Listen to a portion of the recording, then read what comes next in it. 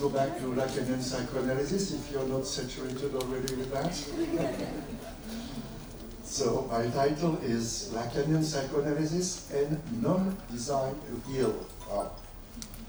Under this somewhat provocative title, I would like to try to present you the principles of Lacanian psychoanalysis in comparison with traditional treatments or subjects in psychic suffering. Having once done fieldwork in a famous dargah in South India, I'm not unaware of the possible therapeutic effects of the proposed rituals when they bring into play the words of the subjects and therefore their value for the community. What can Lacanian psychoanalysis bring interesting in this context? What can we expect? Who can benefit of it? According to what modalities can it operate? Actually, I don't have answers to these tricky questions, which are more like food for thought and questions that I am asking you. So my first point is variations between cultures. Let us consider first that from one culture to another, at least in our common Indo-European linguistic field, there is, on the one hand, what is invariant and relates to two levels. That of the structure of language and communication between the talking animal that we are, and that of the unconscious, which, for Lacan, is also a matter of signifiers and which consists of speaking to oneself while always saying the same thing unless one is speaking to a psychoanalyst. These two structures, language and the unconscious, are invariant from one culture to another. That doesn't mean that the signifiers are the same, but the structure is there. On the other hand, there is what varies from one culture to another, and which are the modalities of the social bond. Lacan proposes that the social bond can be declined according to different discourses, each corresponding to a specific mode of satisfaction of the drive. Freud had already noted that the essence, quote him, the essence of a group lies in the libidinal ties existing in it. It's a quotation from his famous paper, Group Psychology and Analysis of the Ego. So Lacan follows Freud in that way. Lacan will name this libido, I don't have the right page.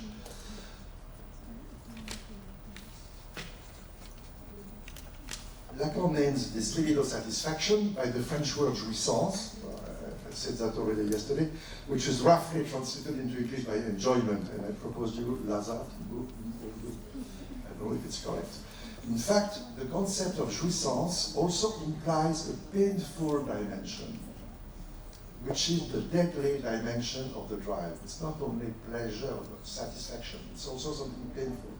For example, if orality satisfies, it can also lead to death, as in anorexia. You can get another very common mundane example with addiction. If your addiction to a game, you take some satisfaction out of it, but you may suffer because you are addict of it also. So jouissance covers these two dimensions, satisfaction and suffering. Lacan named the first social link between the subject and the other the master's discourse. The other three are the hysterics discourse, the university discourse, and the analyst discourse. I will not go into details with each one of them, but you can easily, if you're interested in that, read Lacan's Seminar 17, The Other Side of Psychoanalysis, where he's dealing with these four discourses. It has been translated into English.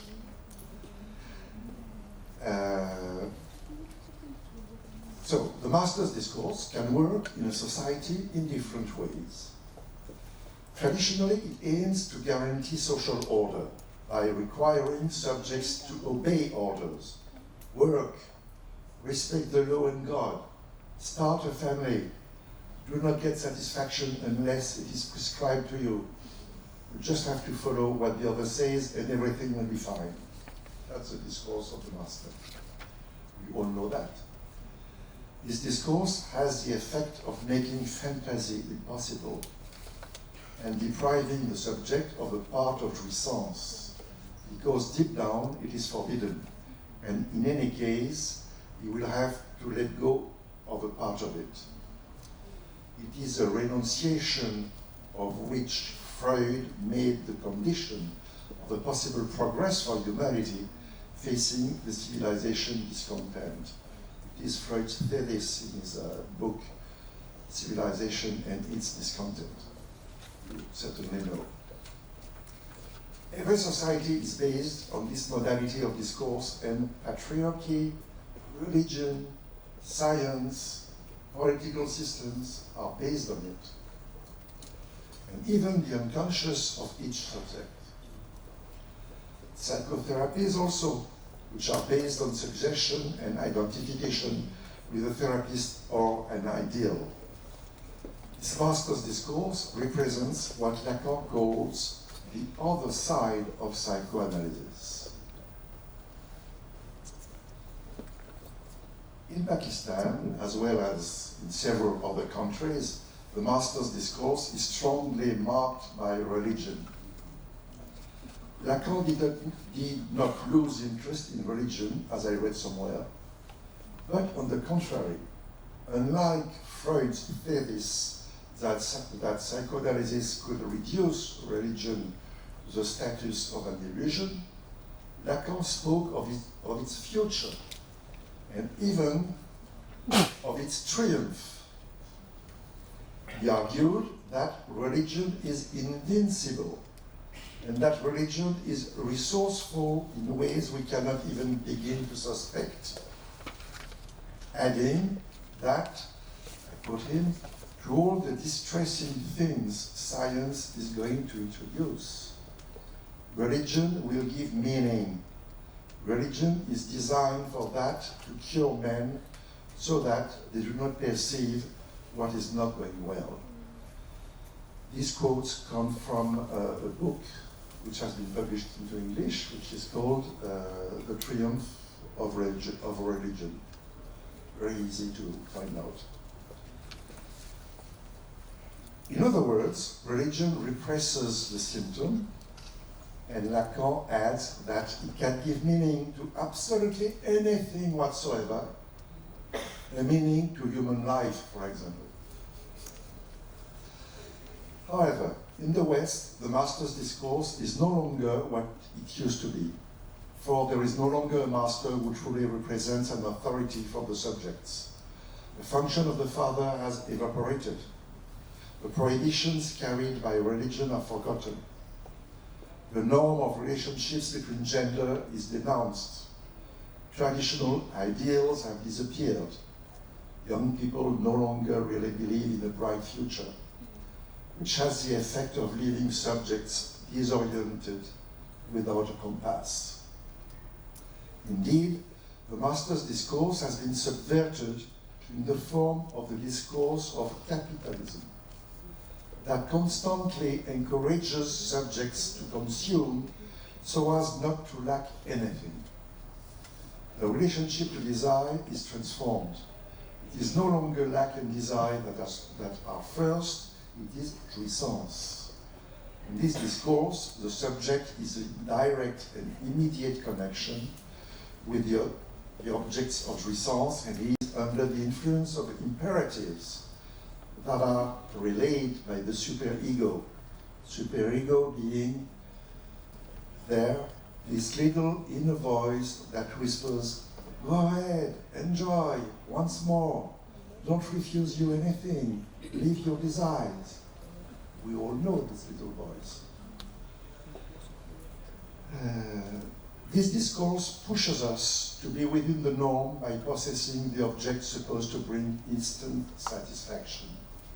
Food, drink, clothing, phone, scooter, video, the list is endless.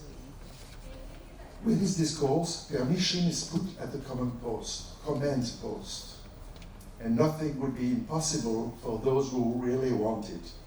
If you want, you can. Just do it. Slogans with which the advertisements are woven. These formulas, which distill imperatives of jouissance and social success, infantilize the subject, who becomes without reference points. This discourse doesn't want to know anything about the original lack. It refuses castration. And moreover, says Lacan, it leaves aside the things of love. It also leads to segregation, increases inequalities, and reinforces the feeling of exclusion of the subjects. I don't know if this variant of the master's discourse is very present in Pakistan, and if it disturbs the traditional order. This is one more question that I am asking you. So my second point, and psychoanalysis. In the West, where the nuclear family structure prevails, parents and children, blended family, homosexual couple, or single mothers with children, it's accepted to go and tell one's secrets outside the family. In the past, it was to a priest, sometimes to a doctor. Today, it's mainly on social media and with influencers that people reveal themselves, even exhibit themselves, while denying an unconscious dimension to their symptoms. Suffering subjects who go to see an analyst, and many of them come after psychotherapy that has not resolved their symptom, let's say, have a belief that their suffering, which may at first appear to them as an inescapable destiny, can be overcome, that the future is not written in advance, that the symptoms can have a psychic cause. By the way, it was Freud's bet to say that the symptom means something.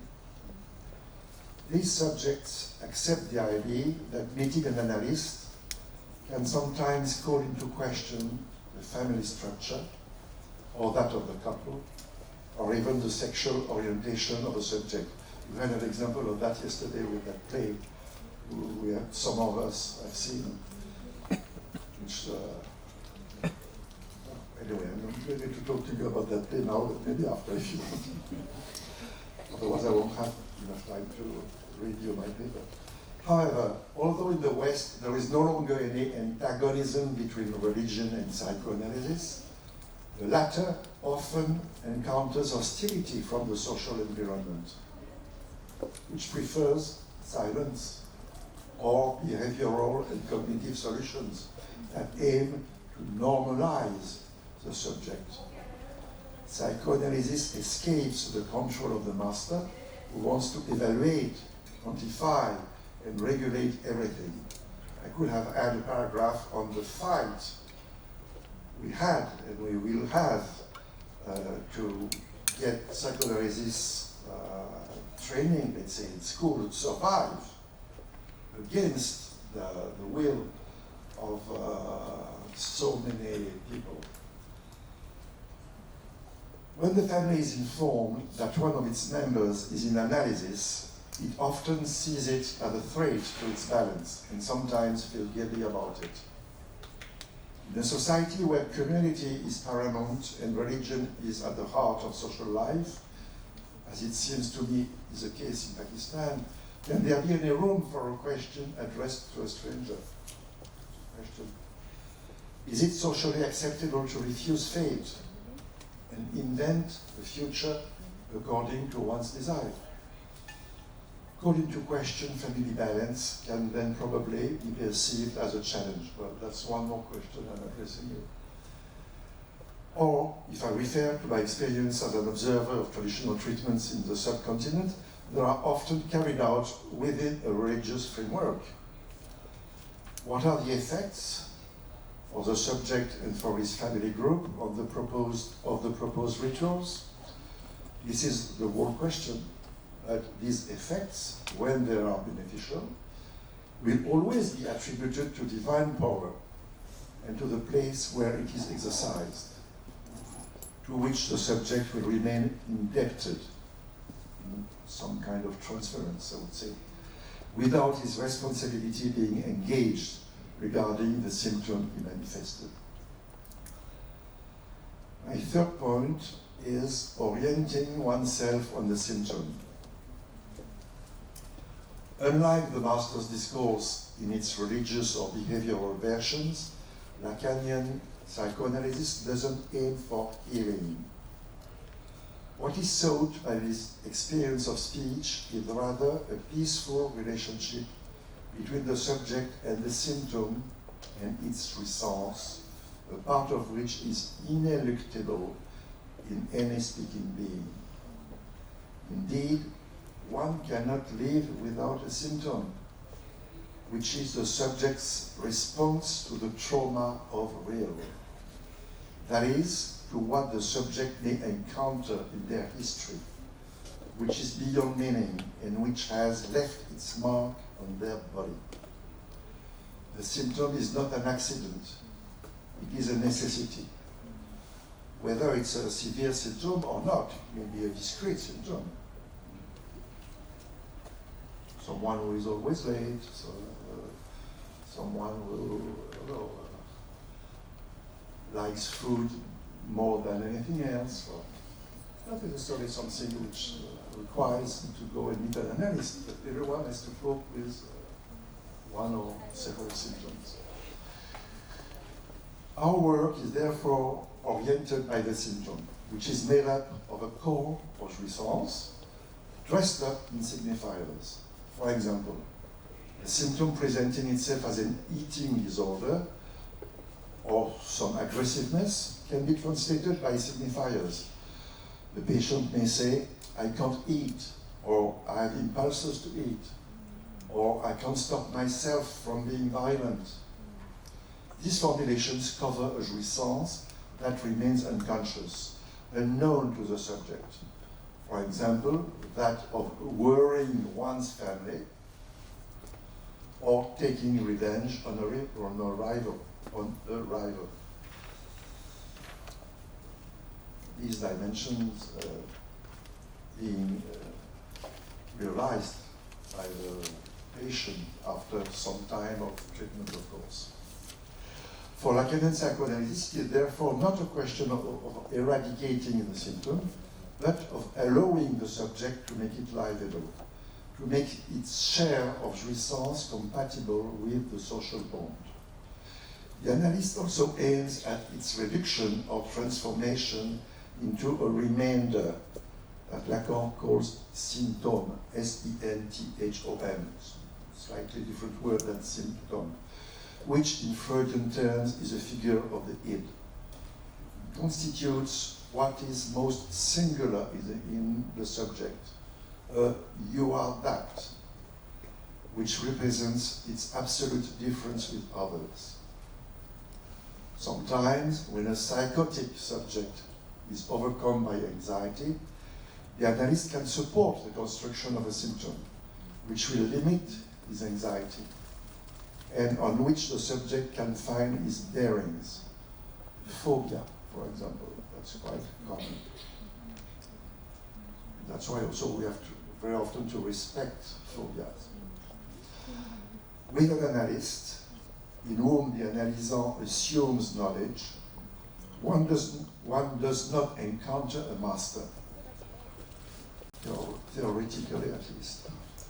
The analyst offers no advice. He embodies the mysterious desire for the patient. What does he expect me to say by encouraging me to talk about anything? With the analyst, it is not knowledge that is in command. It is a veiled object that causes desire. First, that of the analyst, who will allow the subject to discover what causes his own desire and what signifiers it is woven from. That is what Lacan called the analyst discourse. The desire of the analyst is not a desire to do good, nor it is a desire to strengthen the ego, but it is that the analyzer hears something of what he says, that he manages to say well. That is, to border with signifiers that which cannot be said, the whole which is beyond meaning and which is a non-symbolizable presence. This is dimension of the impossible I was referring to yesterday. This is why Lacan allowed himself to say that we could paradoxically, even sharply, designate our desire as a non-desire to heal. My last chapter is psychoanalysis applied to therapy. Alongside pure psychoanalysis, there is what Lacan called psychoanalysis applied to therapy, which over the past 20 years has taken shape through initiatives by Lacanian psychoanalysts who have ventured outside their offices, which was quite new in that way. Really. They are present in institutions, psychiatric and medical wards, consultation centers, but also in centers, and that is what is new, also in centers that they have created, where they are volunteers and where they receive patients free of charge for a period limited to 4 months maximum. These centers, which are called Psychoanalytic Consultations and Treatment Centers, PCCT, are aimed at subjects who would probably never consult an analyst because they are in great economic difficulty and often desocialized, or because there are adolescents adrift or children in pain. The short and free treatments carried out there do not constitute an analytical treatment as such, which is paid for and is not limited in its duration, but they use the tools of psychoanalysis: transference, handling of time, interpretation, with the objective of obtaining therapeutic and subjective effects. In particular, a limitation of the deadly jouissance which often invades the subject. For example, an addiction to screens, pornography, food, alcohol, cannabis, or a self-destructive drive, scarifications, mutilations of the body, or even aggressive passage to the act. The analyst does not offer ready-made solutions, and he does not attempt to reintroduce paternal values when they are absent. The treatment is based on speech, aiming in particular to restore its value, the value of speech. It is oriented from the signifiers that the subject utters to express his or her discomfort, and also from the jouissance attached to it. For example, one subject speaks of his agitation, another says his inability to control his aggressiveness, another one speaks of his terror of the gaze. These statements are the starting point for a possible question to work on during this short treatment. In this unprecedented intimate space, the limitation of jouissance is achieved especially through the subject's naming of the excess of jouissance. Such an adolescent, for example, will say, "I always put up with someone who makes me suffer." Or a teenage girl will say, "I'm always the one who consoles." These are not their first words. This is something they can say after a certain number of sessions, and which generally marks the end of this short treatment. This practice is intended to be bold and prudent, informed by the supervision of clinical cases. Actually, Lacan preferred to say super audition than supervision. and by our own analytical treatment, which constitutes the foundation of our training formation. These centers rely on the creative possibilities of the subject to allow him, from his symptom, to develop his original solution to what is causing his discomfort, without, however, in this limited time, opening the door to analysis as such. We are careful not to open that door at that moment. This model is not an ideal. The treatment has its limits, and it requires a very solid analytical training formation of those who direct it. In this short time, an easing of anxiety, a resumption of social bonds are appreciable, but often precarious results. It is therefore a question of finding a way between what is impossible to treat in a limited time and the possible that can emerge in the form of the beginning of a desire that reveals itself once the subject is relieved of his excess of resource. Sometimes the possibility arises of proposing an analysis as such to the subject in another place than this center, which will require a payment, etc. Other times appears the indication for a long-term treatment with a psychoanalyst. I'm referring to psychotic people who are very fragile and who needs extremely long-term treatment, both in another place than the PCTC. This practice is certainly not exportable as such to other cultures, but it may perhaps provide ideas for inventing original experiences oriented by psychoanalysis, which consider the cultural and social particularities of each country. Miller has suggested that one could conceive the psychoanalyst as a nomadic object and psychoanalysis as a portable installation, capable of moving into new contexts, and in particular into institutions. End of quote. Here are the avenues I wanted to propose for your consideration. Thank you.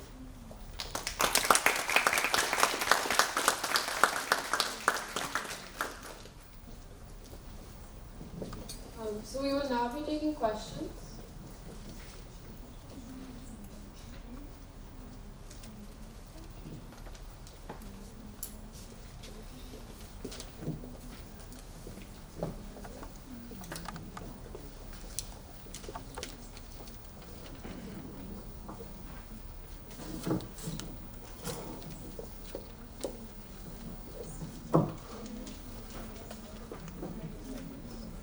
So I am a complete foreigner to French, but I was really interested in the word that you used, renaissance, and you said that it carries,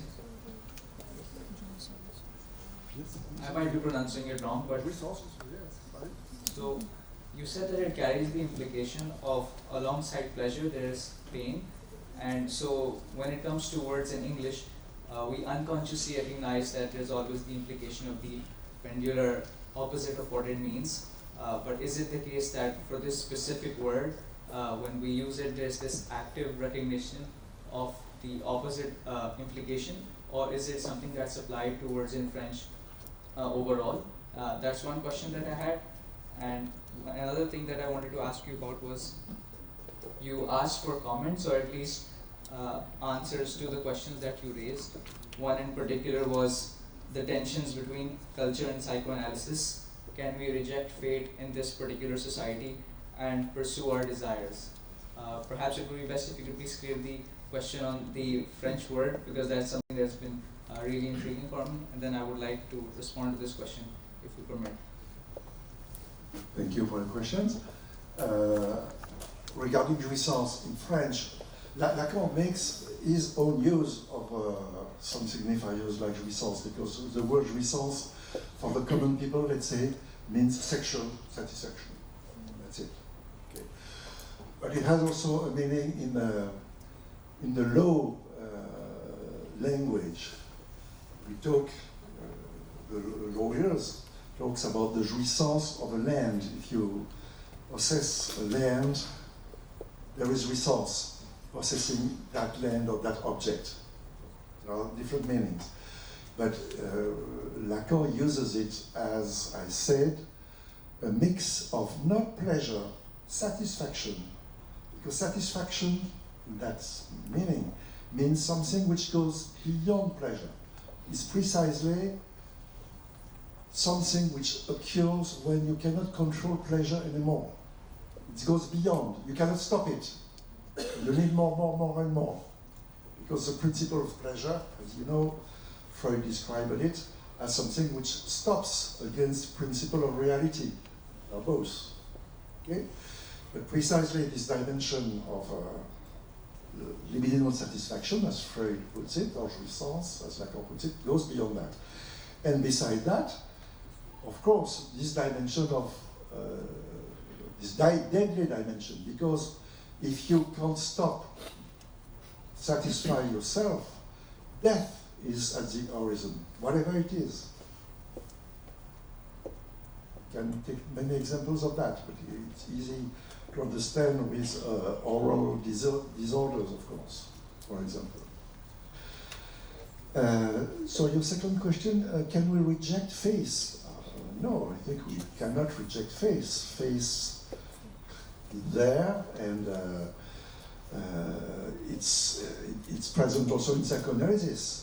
Someone who goes to psychoanalysis doesn't necessarily has to get faith in the unconscious, but most of the time, yes. Sometimes they don't. Some patients say, well, I don't believe in the unconscious. Is it possible to go into analysis? Yes, but they will discover something related to their unconscious. But maybe I'm not answering all your question. Yeah, so my question wasn't whether or not we should reject faith. I was referring to your question of you would like to hear our input on the idea of rejecting fate and pursuing our desires. My question wasn't about whether or not we should reject fate. I was just saying that I would like to respond to that after asking my first question, which was about the word resonance. I'm not sure I understand very well your question. What about desire? What is your question about desire? Carry on and answering it out. I just wanted to add my 2 cents to the question that you were asking. You said that you would appreciate our insight. Yes.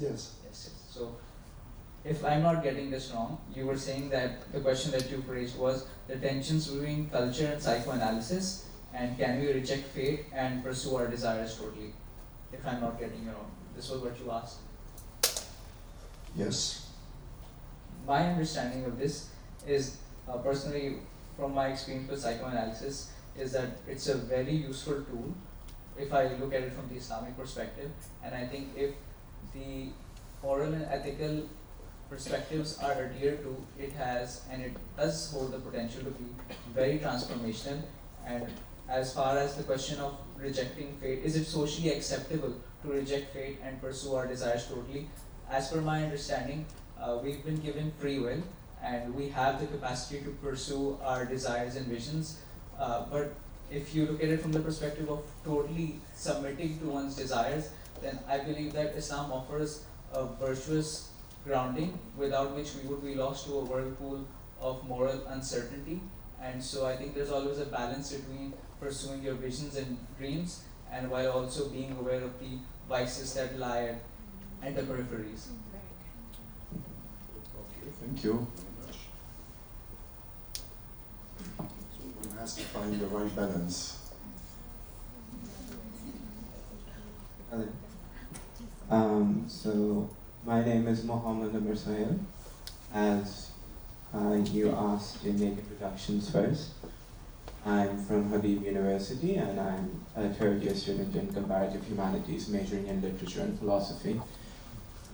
And so my question is, you mentioned how sometimes when a person arrives to therapy with overwhelming anxiety, you said that the analyst would facilitate the development of a symptom in order for that neurosis to be bearable for the client.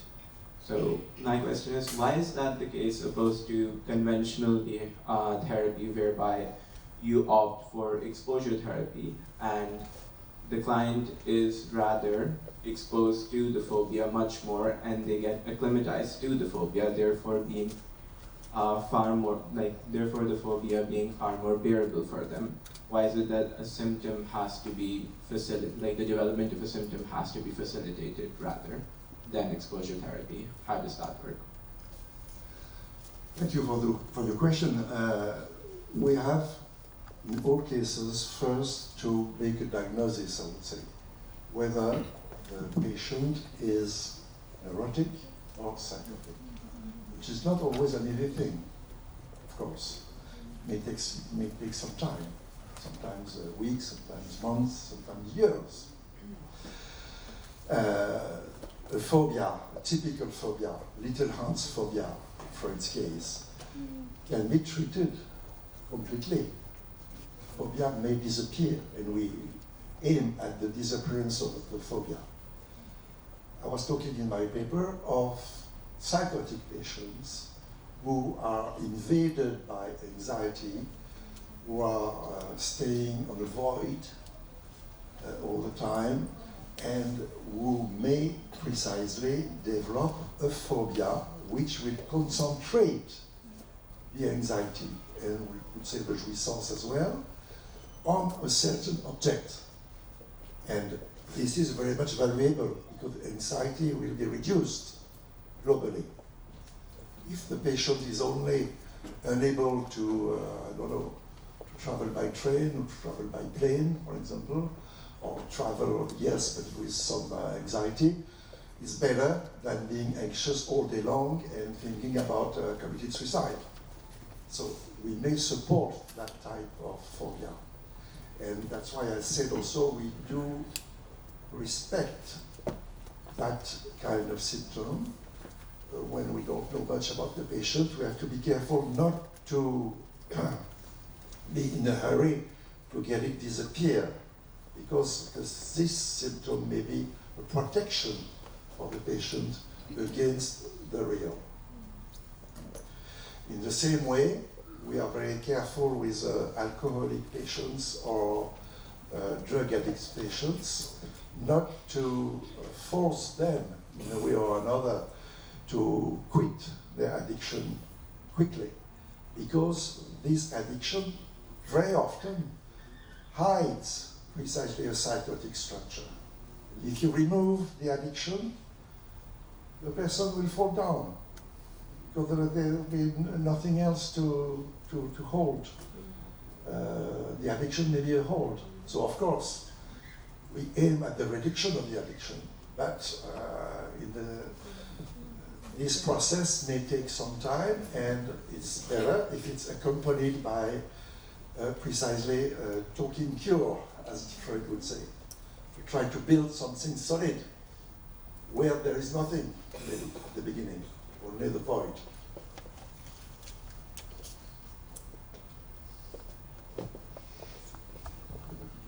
Mr. Frank, I have got two questions for you. The first is, in Lacanian psychoanalysis, the subject is not necessarily driven by a desire to be healed in the conventional therapeutic sense. How do you reconcile this with the contemporary psychologist's emphasis on symptom relief and mental well-being? My second question is, if the subject's symptom is structured around their jouissance and there's a resistance to healing because the symptoms that he or she shows supports their psychic structure, then is healing even an ethical goal in Lacanian psychoanalysis? Thank you. Well, psychoanalysis belongs to another world than the world of behavioral therapies and well-being therapies, obviously. Although we may sometimes meet some patients who we use both, I would say, especially psychotic ones, precisely. But why not? I'm not going to forbid it at all. But we don't have the same way of working, we don't have the same concepts, etc. So, as I said it, we don't aim at normalization because we don't believe in normalization. We do believe in it but it is the worst that can be achieved in our way, at least in the West. Maybe it's different here because normalization with the master's discourse may offer a kind of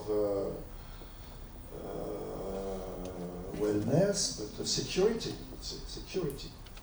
So if the patient feels more secure, that's fine. But he or she has to choose precisely what he wants. We have also many people practicing yoga, for example, in the West. Why not? I'm really favorable to that when it works, because sometimes it provokes anxiety also. It provokes anxiety, depends. So your second question, resistance to healing. There is always resistance. Even when someone wants to get relief from a severe symptom and goes to an analyst, okay, he or she would like to be better, etc., the symptom to disappear, but very quickly, resistance is there. He wants, but he doesn't want. But something in the patient doesn't want. Unconsciously, he doesn't want to. So that's the work of the psychoanalyst to foster the patient's speech and try to reduce the resistance, let's say. Actually, Lacan said the resistance was very often more on the side of the analyst than on the side of the patient. That's something which struck me when I read that, because it was my case, for example, when I was a psychiatrist, and in the same time psychotherapist, let's say, I would be very frightened by some patients, because I didn't know what to do with them, with patients with delusional ideas, for example, or suicidal ideas, what to do, except prescribing medicines or sending them to hospital or to a private clinic, which I did. But while doing my own analysis and while studying Lacan, especially seminar 3 on psychosis, we learn how to cope with the psychotic patient, not to step back, I would say, which is not, of course, something easy, which is something different than what we do with the neurotic patients, because we have to be very careful that the knowledge should always be on the patient's side. He will teach you. He will bring you something. He will take something out of his pocket. I don't mean money, I mean... he will pay or he will not pay, that's another point. You will have, I say that because Lacan said the object of resource is in the pocket of the psychotic person. Whether with the neurotic, the object of resource is outside. I'm expecting the other's gaze, I'm expecting another to listen to me. The object is in the other. I'm expecting something from the other. Psychotic is the object. The object is in himself. He's threatened by the other. The other wants to know everything about me. The other is watching me in the street, etc., etc. That kind of things. So, yes, resistance. Resistance may be also on the therapeutic side.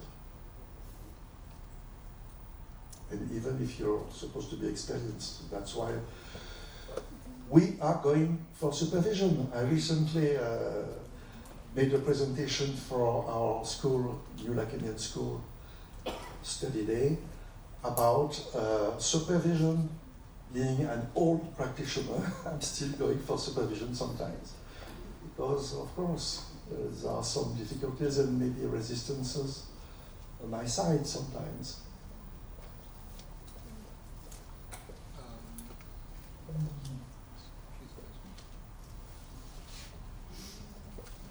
Yeah, so my question was, you were talking about faith and religion as sort of a venue of comfort and meaning for a lot of people. But traditionally, I believe it has also functioned as a venue for the disintegration of the self, of the ego, which can, I mean, in a way that subverts traditional analysis and treatment in that way can, decrease neurosis and psychosis, or at least the symptoms of it. Do you think that is the case?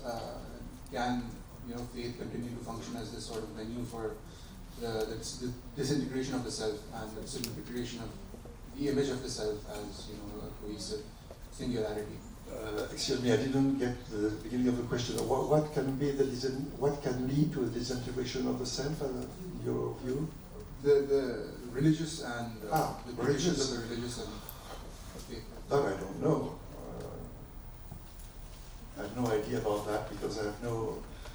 But the only experience of religious people I have is that of some patients who came a few times, but eventually said that they could cope precisely with the help of religion. They can cope with their symptoms with the help of religion.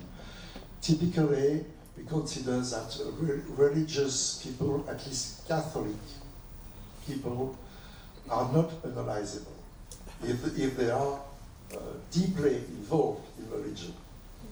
Not only if they say, well, I'm Catholic or Protestant or whatever, but if they are involved in the practice and they're really believers, religion is an answer for everything, as Jacques said. Whatever happens, there's always an answer. But I'm not sure, of course it doesn't work for many people, it works for only the more committed ones. That's my idea, but what about what do you think about it regarding Islam? Because Islam is very different. In Islam, you tell me if I'm wrong, but I think Islam gives very precise ways to deal with the non-sexual rapport, precisely. Islam says how a woman has to behave, how a man has to behave, etc., very precisely, which is not the case so much in the West. No more. No more.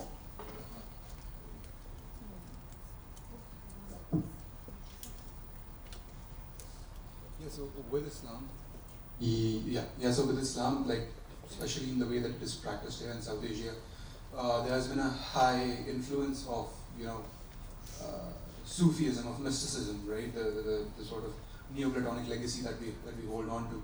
I mean, in there has always been much more leniency, much more fluidity than there has been in like the conventional view of Islam from the Oriental gaze.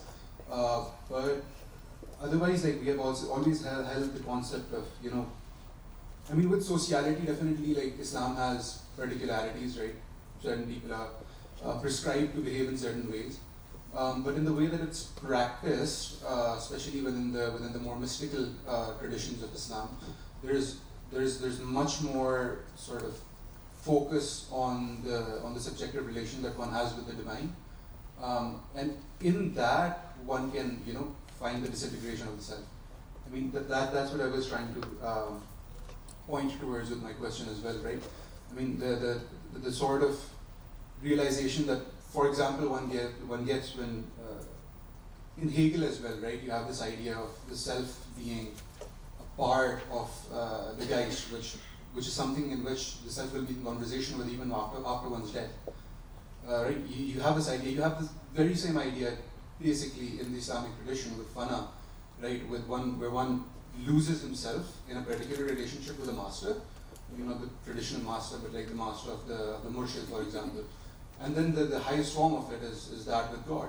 I mean, of losing yourself in God, and with that comes, I believe, a lot of like you're no longer looking at yourself as like one singular acting agent, which is identical to itself, which has an identity, and you're looking at yourself as sort of. Thank you for this clarification. Thank you. Hello. Hi. Okay. I was just wondering what happens to the analytical process once the analyst becomes the opposing master. Opposing master? What do you mean by opposing master? As there is a master opposing upon us as, let's just say, religious being within South Asian culture, right? So when in the absence of that master, either it is the religion or the father within the Lacanian or the master within, when that is ignored in one way or the other during the psychoanalytical process, does the analyst in one way or the other becomes the opposing master? That's an interesting question. We can't deal without the discourse master. The discourse master is always there, and we need it. Because if the discourse master was not there, we wouldn't have any government, we wouldn't have laws, we wouldn't have teachers, we wouldn't have, etc., doctors, science, etc. So we do need it.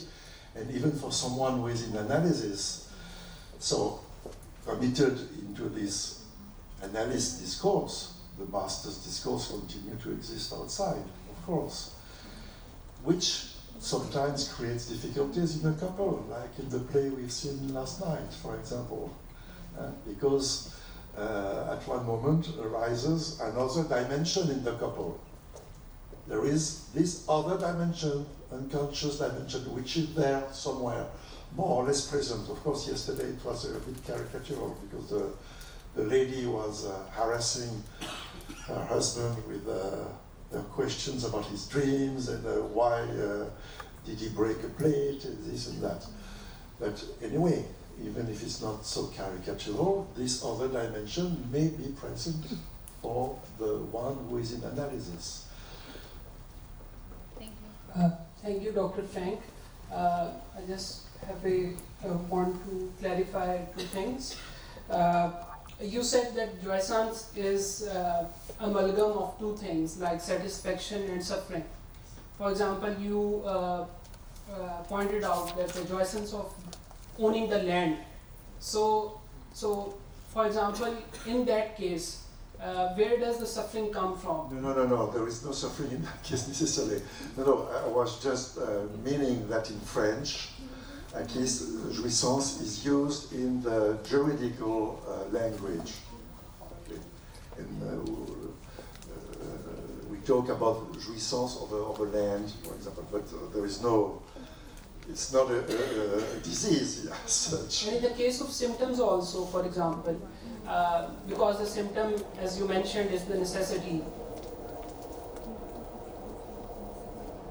So, where does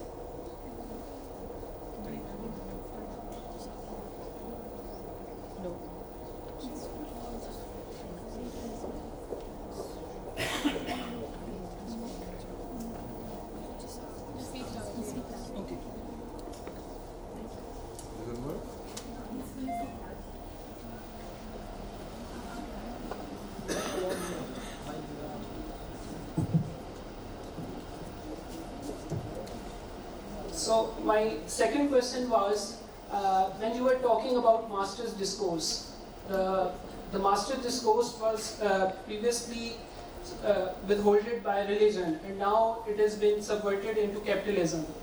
So before that, before going into the hands of capitalism, as you mentioned that the desire was basically the lack. So what is the status of desire now? Because we are subjugated in the hands of capitalism. So what is the status of desire now? Precisely, yes, precisely. Desire is lacking, if I may say so. People, young people especially, do not know what their desire is. And they are just addicted to jouissance in different ways. But that's what we meet with teenagers, for example. But I don't know if you have this experience here. Maybe it's completely different, I don't know. Do you feel something like that? I think it is also, I'd like our guest has a microphone, please. Yes, being a teenager, I was also, involved in this because I do not know the limit of my desire actually, or actually what my desire is due to this subversion of capitalism as you have mentioned. And I agree with you. In Pakistan here, the people I know, the people whom I work with, the students I hang out with, they also being held in this captive of capitalism and other, especially the algorithm of social media and AI now, that has become other sophisticated form of capitalism now. Because when we are talking about something, the mobile ad will pop up with like that you were talking with something, now it is the ad. So our desire is being captivated by even the ad of that algorithm. So it has impeached more rather than capitalistic form, I think. Thank you. I appreciate this dialogue because you're teaching me something about what happens here.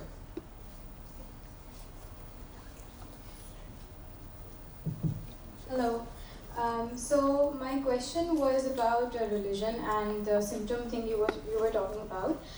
You mentioned that symptoms are a necessity, and you also talked about that religion represses the symptoms. So how can an analyst or a therapist would understand that the subject's symptoms are being repressed by religious values or restraints? Thank you. Well, religion represses the symptom. Religion has an answer. So religion says your symptom is linked to religion in a way. You have to treat it by religion. So that's a way. What is repressed is the unconscious more than the symptom. But the symptom is put apart. You can treat your symptom through religion, isn't it? That's the answer. And there is always an answer. Religion always an answer, whatever your symptom is.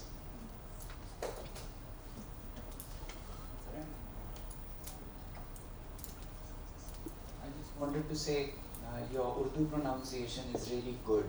You introduced us to the word lazzat, and I was very interested how you stumbled upon it. Because when you were using that word, I sort of freely associated with another word in Urdu, which rhymes very similar to lazzat, which is izzat. And izzat basically means dignity and honor, and how lazzat sometimes can be in conflict with dignity, how pleasure sometimes could be in conflict with honor, specifically within the context of Pakistan. So I was very sort of curious to know how you stumbled upon this word. Yes, of course, pleasure is always sexual pleasure.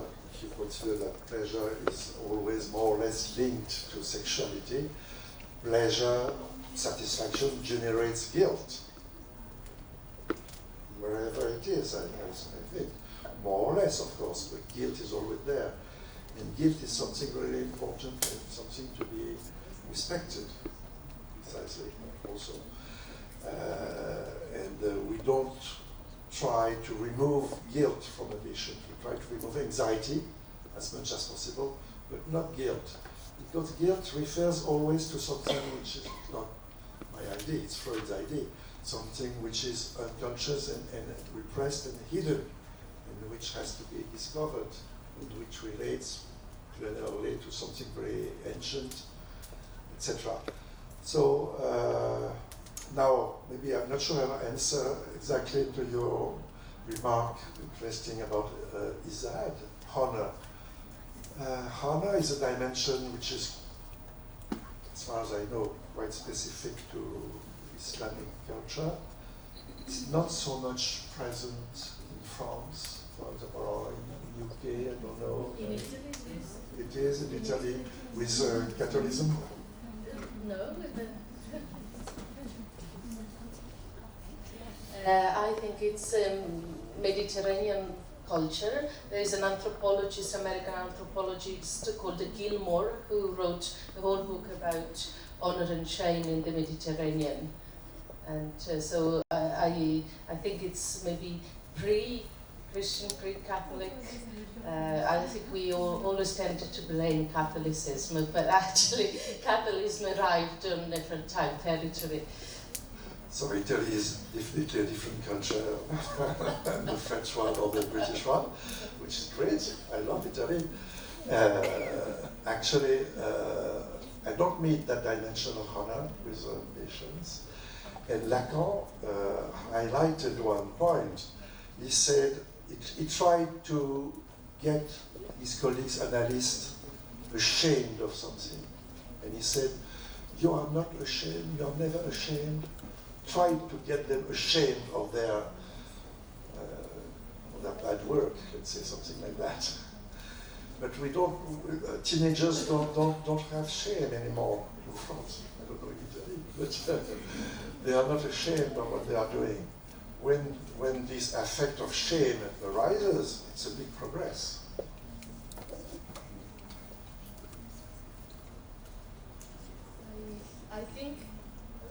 I think we are at the end of this section of the conference. Thank you very much, Frank.